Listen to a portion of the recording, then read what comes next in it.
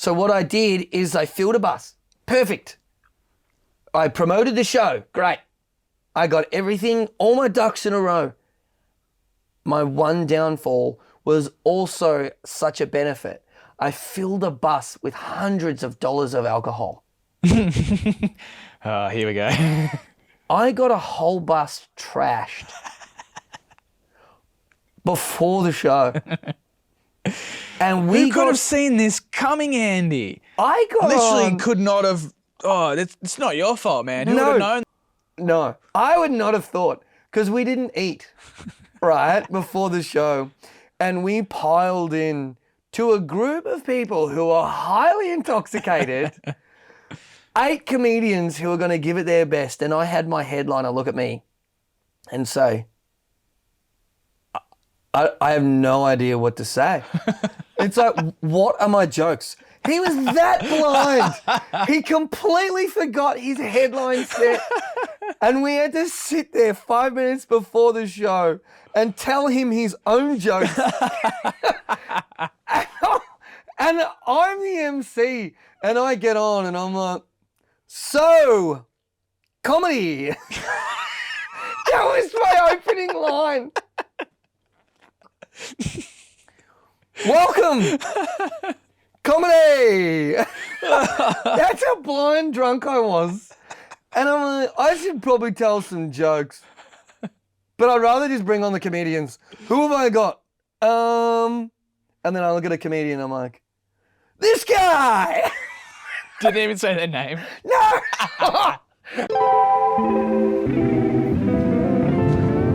The worst gig of my life. Welcome back. We are here at season 2 of The Worst Gig of My Life, and I'm joined by Andy Chambers. How are you?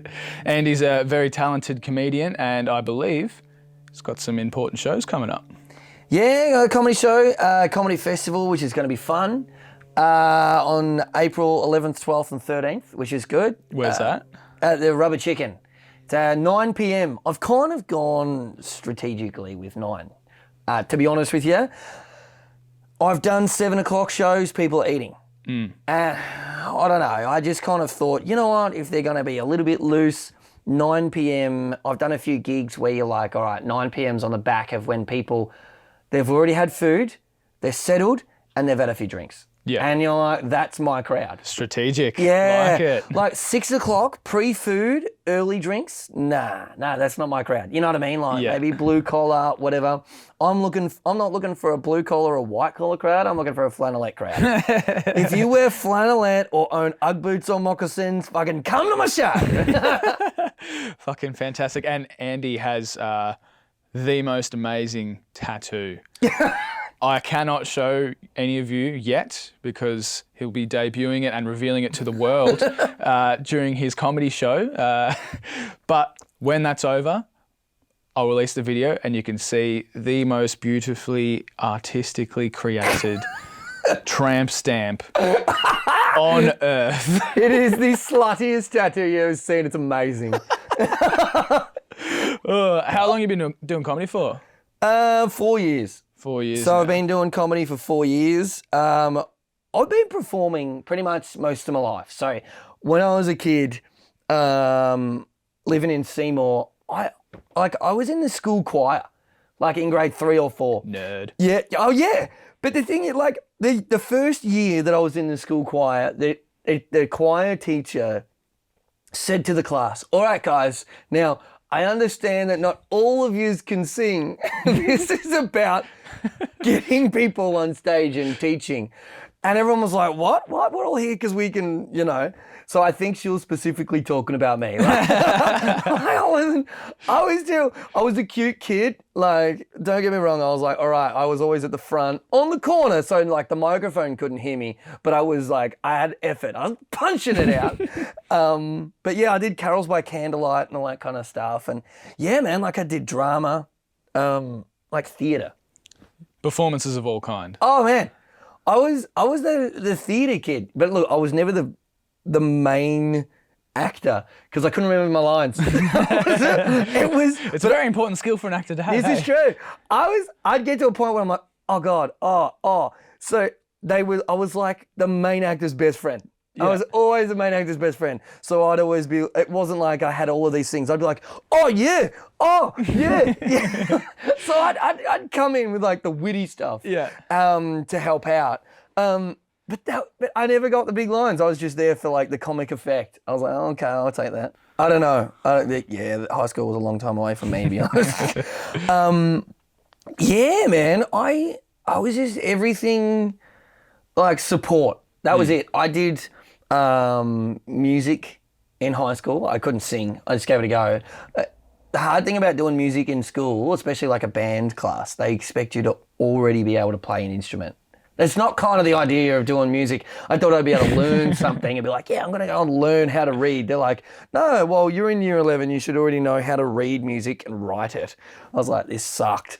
So I just had to pretend that I knew how to sing. Yeah. And I just kind of got on there and I just gave it a go. It was the worst. I mean, hear this voice, right? Imagine this voice singing Ronan Keating. And I was like, I'm like, yeah, I could totally sing. I got it. And then they're looking at me and just going, you cannot sing. I'm like, yeah, no, you're right. There's still nothing better than every Anzac Day when they have to play, what's it called? On the trumpet. Is it the first post? Yeah, the last post. The last post.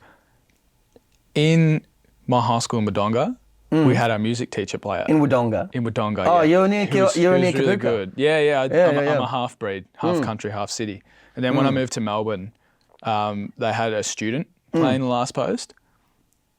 And you almost feel disrespectful laughing at how fucking bad it was. Because, the message behind it is like, oh, this is really nice, respectful thing. People have given their lives to protect our country. And then you've got some 13-year-old butchering the last post on a trumpet. Doesn't hit a single note. Look, I'm usually the bad influence. No, it's cool, man. So so from musical theatre, I was a party clown. Not a creepy one, but I worked in a bowling centre. Yeah, and I went to a circus. Bowling centres have clowns? They don't. So you need to leave. Yeah. No, well, I thought, you know what, it'd be cool because, well, you know when you get those face painters and they come around, they do face and they cut cakes with you and stuff. They are like a hired clown or something. I thought, I went to a circus with a girlfriend at the time and the clown was really crap. And I'm like, I could do that. Now, I'm like, I could do that. That's easy. And I did it. And I'll be honest with you. No. I hated it. Do you know what a clown does? To be honest with you? Thankfully, no. No, do not. Mad respect for clowns. Mad respect. Do you know why? Because at that point, I have a big, cheesy smile on my face, right? And kids, I was a 30-year-old man, right? And I have kids who are 1 to 2 to 3 years old. Right? Pulling my hair going, is this real? Is that real? Stomping on your feet going, do these work? Is this work? And I'm like, I'm a walking toy at this point, which is fine. And I'm greasing off their parents going, help me. Control your child. Yeah, control your child. And the kid with a big smile on my face and like fake hair going, come here, get your kid. At that point, they don't know because they just think that I'm being funny. They're like, hey, look. It's the smile. Yeah. I can't take it seriously. Exactly. It was the hardest gig, just being a clown. Like, I did it for like 3 hours, right? 3 hours at a time, just walking around helping cutting cakes and just being nice and just over-exaggerating stuff is exhausting. Yeah. Right? I thought this is going to be so much fun. And then I got on. The reason why I looked at that clown in the circus and thought I could do that. And I thought, this guy's shit. Is because he's tired and he knows how shit his job is. He's not looking at me going like, yeah, you could totally do this. That's right. But back 20 years ago when I first started, you know what I mean? Like, I loved it. Now I just hate you. You know what I mean? And that's it. Yeah. So, look, mad respect for those and people who can just get up and give it a go because it's breaking that wall. Like, I didn't have a thing around me.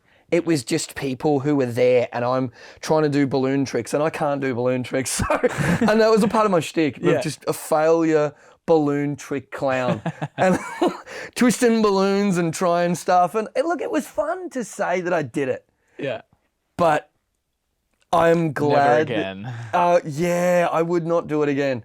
It was crazy, and it was shortly after that that whole killer clown thing came out, and So clowns was were that turning up on 2018 streets. or something, like everyone, like in America, like Yes. people just dress up as clown and terrorizing people for like a week. Yes. Yeah. And everyone's like, I hate clowns. And I'm like, okay, you hate those clowns.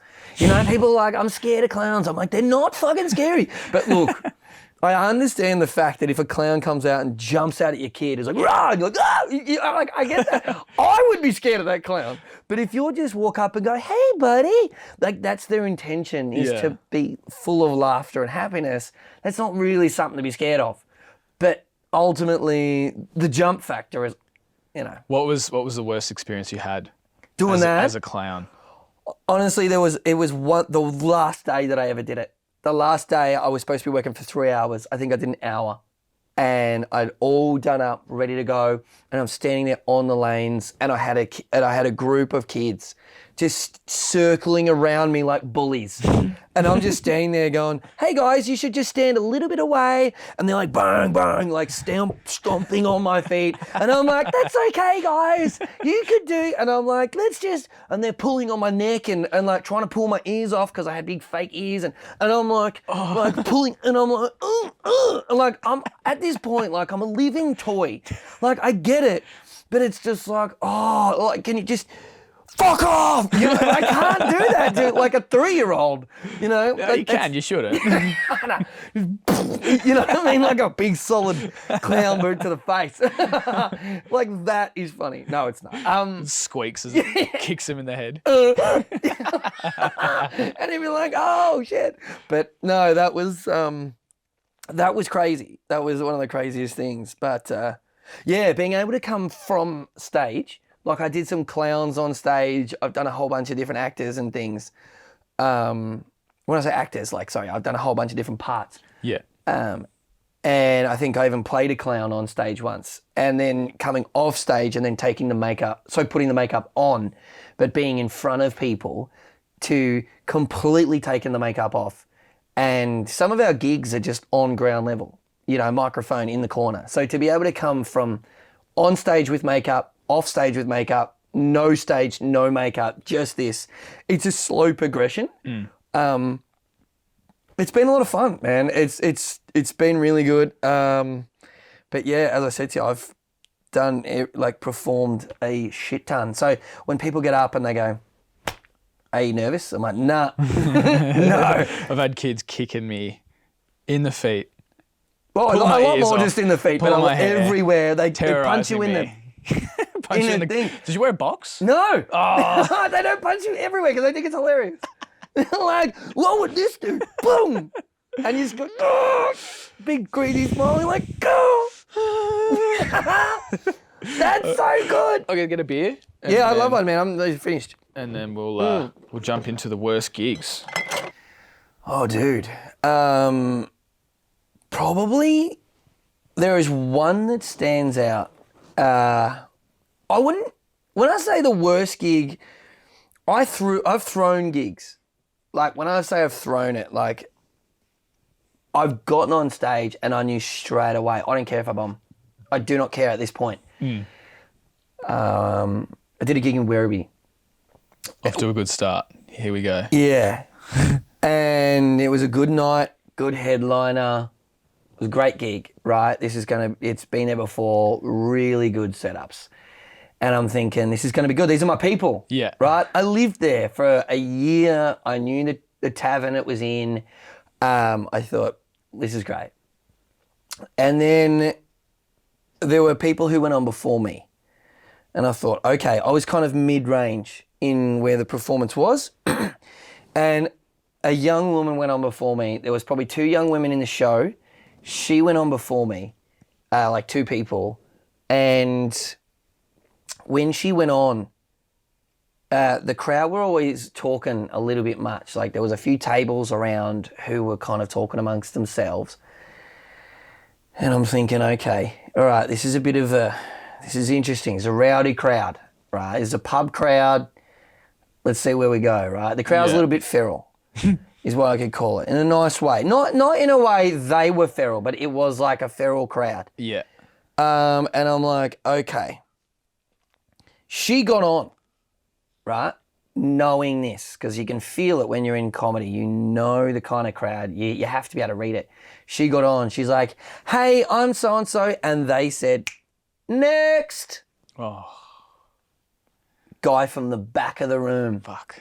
Big ass neck tattoo, bum bag, white Bonds top, yelled out before she'd even started. Yeah. Poor girl.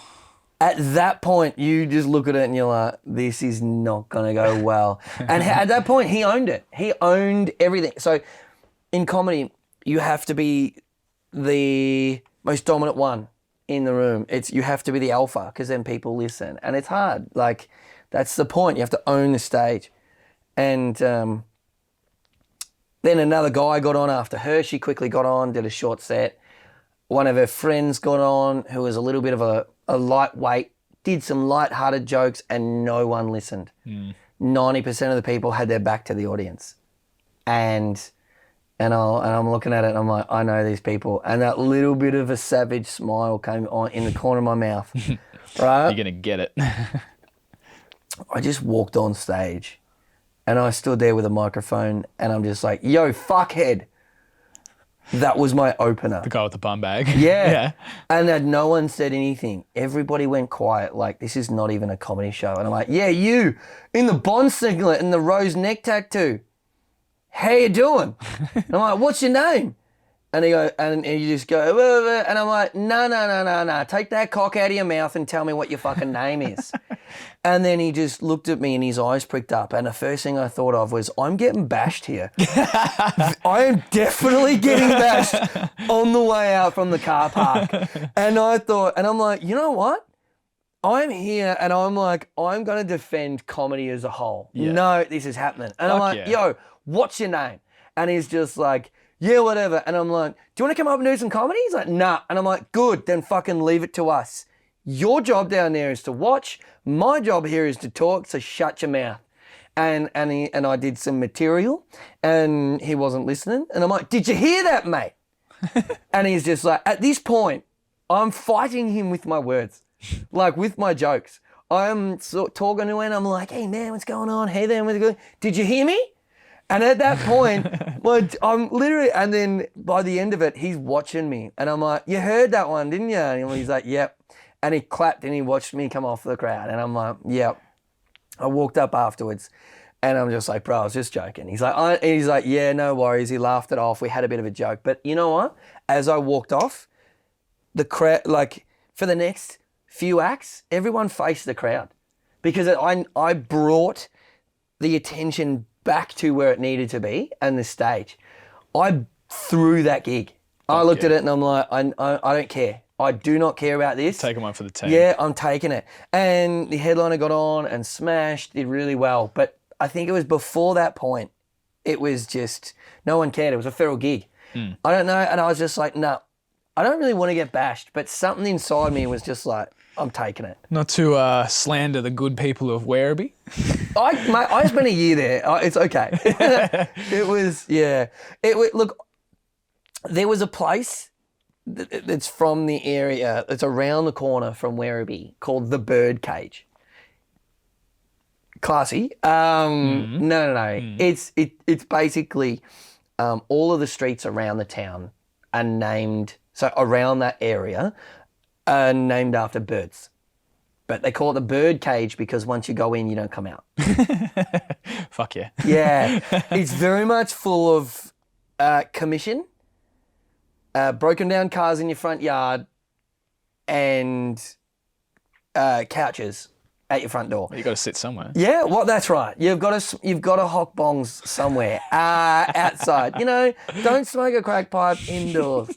So You got to get out in the beautiful nature surrounds. yeah, hock bongs on the street. But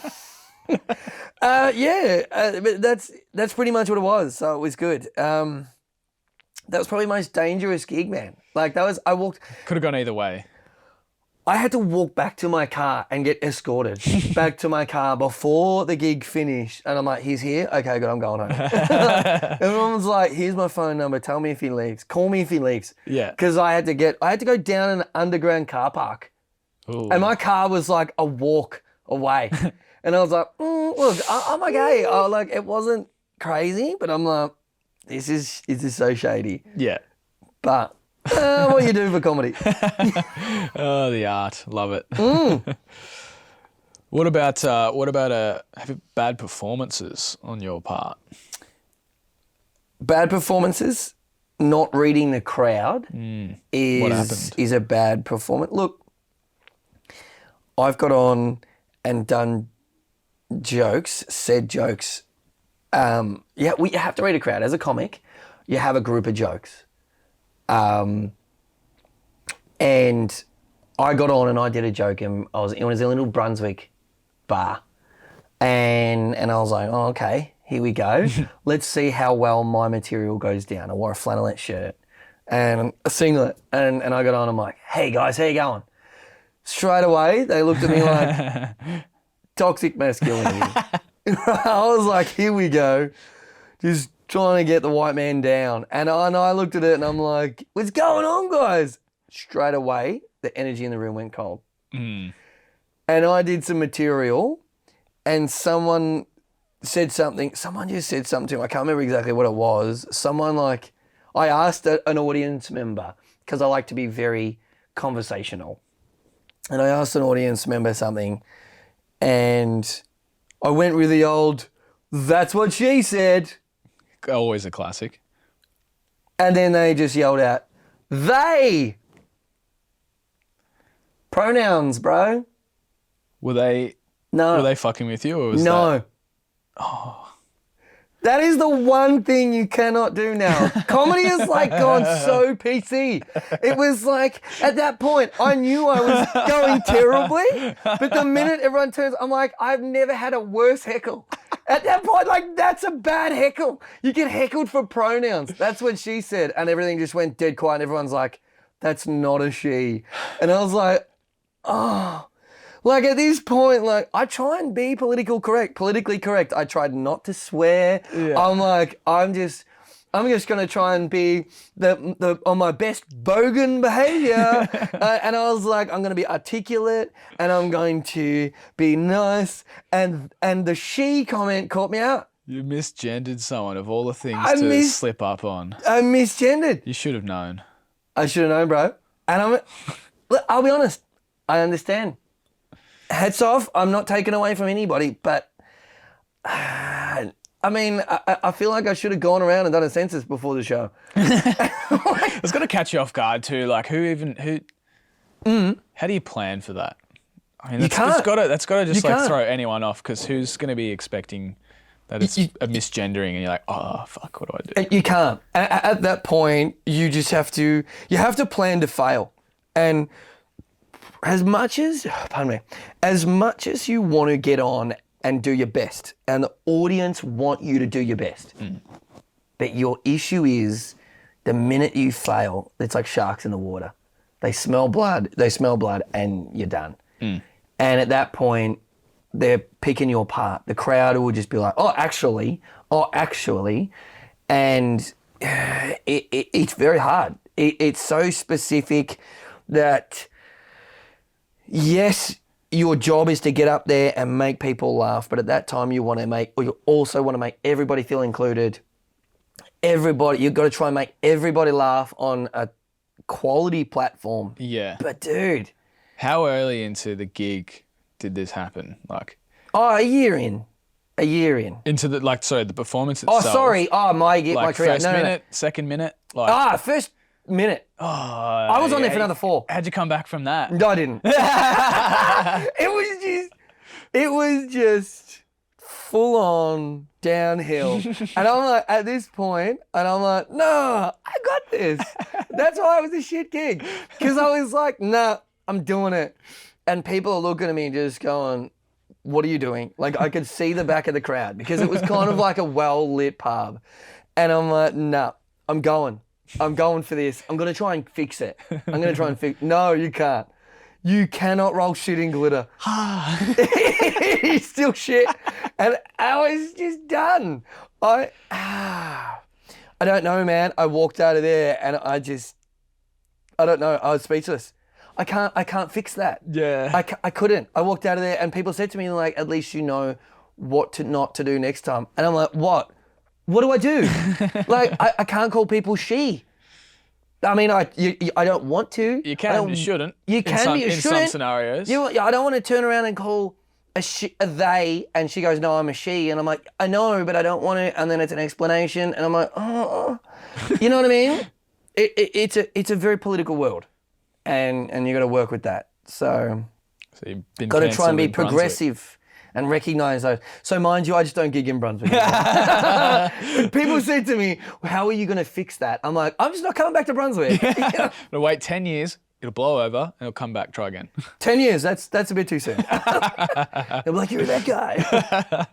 But yeah, I just gig in like pubs, man. Like, Was that your worst ever live performance, do you think? no. Ooh. No, look. I've had this idea for a while. Much like this, I thought it'd be cool to be able to take comics. And it wasn't just okay. I wanted to take the comics, a bus full of comics. So like 8 of them on a minibus and drive to a remote location and do a gig in a pub. Those big old-fashioned pubs. Like, this is a gorgeous old pub that just time forgot. In places that no one's ever heard of. And you're like, this is great. This is places that these open mic comics have always wanted to go and just be that. So what I did is I filled a bus. Perfect. I promoted the show. Great. I got everything, all my ducks in a row. My one downfall was also such a benefit. I filled a bus with hundreds of dollars of alcohol. Here we go. I got a whole bus trashed before the show. And Who could have seen this coming, Andy? I got Literally could not have. Oh, it's not your fault, man. Who would have known? No, I would not have thought, because we didn't eat, right, before the show. And we piled in to a group of people who are highly intoxicated, 8 comedians who are going to give it their best. And I had my headliner look at me and say, I have no idea what to say. It's like, what are my jokes? He was that blind. He completely forgot his headline set. And we had to sit there 5 minutes before the show and tell him his own jokes. And I'm the MC. And I get on and I'm like, so, comedy. That was my opening line. Welcome. Comedy. That's how blind drunk I was. And I'm like, I should probably tell some jokes. But I'd rather just bring on the comedians. Who have I got? And then I look at a comedian, I'm like, this guy. Didn't even say their name. No. And they came on and it was a laugh. Everyone thought it was hilarious. Well, we thought it was hilarious. We thought it was great. We had a great time. I think everybody had a good time. The venue staff were like, we are never getting them back. Our bus driver got so trashed, he pissed himself on the dance floor. It was great. Your bus driver. Yeah, the bus driver. The bus driver. Were you staying in the town? Yeah, we stayed in the hotel. Oh, that's so okay. What was great was we actually stayed upstairs. Nice. Right? So good thing we didn't have to go anywhere. We stayed upstairs and they locked the door behind us in the pub and said good night, because we were upstairs, right? In the hotel rooms. We basically got full access to all upstairs. Yeah. And then there's no door. There's just a really big old set of creaky stairs that go down and then down, and you're in the pub. So you've left Dangerous. 8 extremely drunk comedians locked in a pub.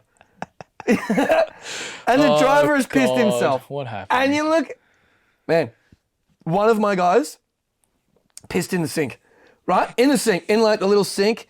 I'm not going to name his Disgusting. name. He still does comedy. Yeah. And it was walked in on, right? And went, bleh, and he was like, oh, hey, don't worry about me, right? Same guy, actually, he's a carpenter, right? He's a carpenter by trade. And he walked, okay, so I don't know if you know a lot of old pubs. The actual, Grew up in the country. Come on. Of course I do. the owner of the pub, like, usually lives maybe in like a little house off to the side, like inside the venue. Yeah. So this guy who was that drunk, one of my comics, walked down the stairs and then up into his house, opened the door and was standing in their lounge room measuring their ceiling. He was drunk sleepwalking.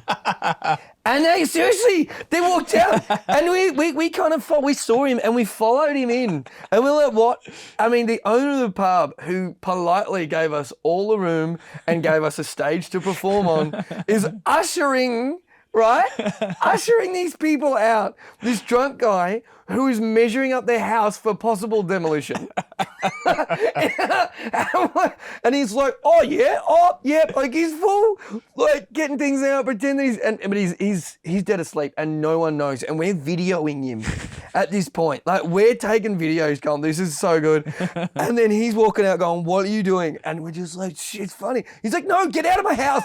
Like his kid's there. Like his kid is watching. The reason he woke up is because I think his daughter walked in and went, Daddy, Daddy, like there's some strange man in the lounge room. And that's how drunk we were. We thought it was hilarious. And then we walked out and they're like, go back to your rooms. Yeah. So that was fucked. What a great experience. Yeah, but we got asked back. Bullshit. No, we did. After we got all that? asked back and we got recommended to another pub. Like, before we left, they said, oh, there's another pub down the road. We'd love to have you. They were just trying to get rid of you. Maybe they didn't want you to perform again. No, go ruin my competitor's business. If you get on stage, you'll be like, comedy. I think You're you ruin your laughing. own business.